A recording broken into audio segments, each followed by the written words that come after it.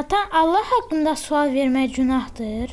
Yox, əzizim, heç vaxt Allah haqqında sual vermək günah deyil. Əksinə, bu çox yaxşı bir işdir. İnsanlar hər zaman Allahla bağlı sualları veriblər və peyğəmbərlər də bu sualları cavablandırıblar. Heç kim deməyib ki, niyə Allah barədə sual verirsiniz? Yox, heç kim belə deməyib. Allahın özü istəyir ki, insanlar onu tanısınlar, başa düşsünlər. Əgər sənin də Allah haqqında sualın varsa, mənə, anana, müəllimənə və ya bir din xadiminə verə bilərsən. Yəni mən Allahı tanımaq üçün suallar verə bilərəm?